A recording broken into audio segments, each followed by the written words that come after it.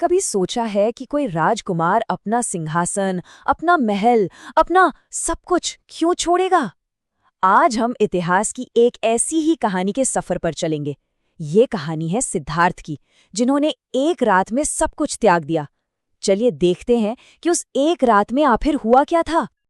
ये शब्द, जरा गौर कीजिए इन पर। ये एक ऐसे राजकुमार के शब्द हैं जिन्हें सब कुछ विरासत में मिलने वाला था। जब उनके सारथी ने उन्हें राजपाट की याद दिलाई ना, तो उनका जवाब ये था। तो जाहिर है ये बात सिर्फ सत्ता की नहीं थी, ये तो किसी बहुत गहरी, बहुत बड़ी चीज की तलाश थी। नहीं, ये कोई पलायन नहीं था, कोई भागादौड़ी नहीं थी। ये एक चुनाव था। एक तरफ एक राजा के तौर पर उनका फर्ज, और दूसरी तरफ पूरी इंसानियत के दर्द को समझने की एक तड़प, शक्ति या करुणा।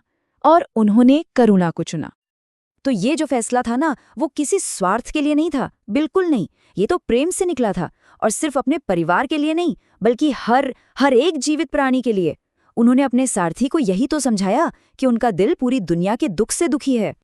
तो अब देखिए, दो रास्ते बिल्कुल साफ थे। एक तरफ सिंहासन, आराम, शक्ति, सब कुछ, और दूसरी तरफ एक अनजानी, कांटों भरी राह जिसका कोई ठिकाना नहीं। जरा सोचिए, उस एक पल में उनके मन में क्या चल रहा होगा जब उन्होंने आरामदायक जिंदगी को छोड़कर इस अनिश्चितता को गले लगाया। लेकिन सिद्धार्थ उस रात अकेले नहीं थे। नहीं, पुरानी कथाएं कहती हैं कि खुद ब्रह्मांड, कायनात उनकी मदद के लिए आगे आई थी।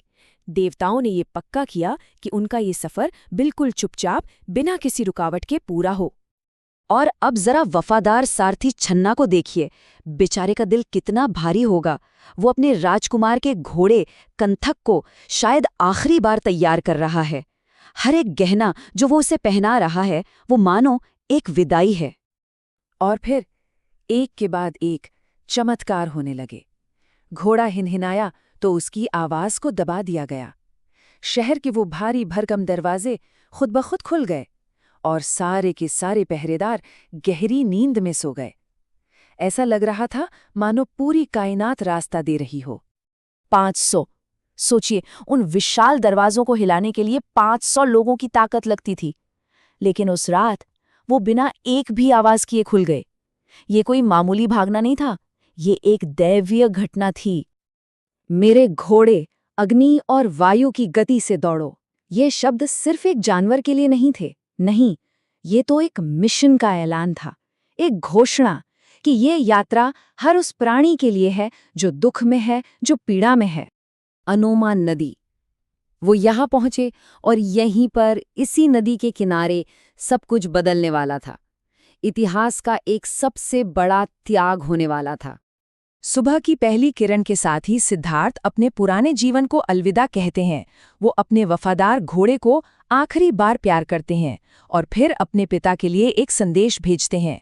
एक राजकुमार का संदेश नहीं, बल्कि एक सत्य के खोजी का। राजा से कहना कि वो सिद्धार्थ को तब तक भूल जाएं। सुनने में कितने कठोर शब्द लगते हैं, लेकिन इनमें एक वादा छिपा है। वादा ये कि वो लौटेंगे, जरूर लौटेंगे, पर एक दुनियावी शासक बनकर नहीं, बल्कि ज्ञान के सच्चे राजा के रूप में। मुकुट का मणि, शाही लिबास, रत्नों से जड़ी तलवार, ये सब उनकी पुरानी पहचान के निशान थे। एक एक करके उन्होंने सब कुछ त्याग दिया, और फिर अपनी ही तलवार से उन्होंने अपने बाल काट दिए। मतलब अपने अतीत से हर रिश्ता तोड़ दिया। राजकुमार अब नहीं रहा।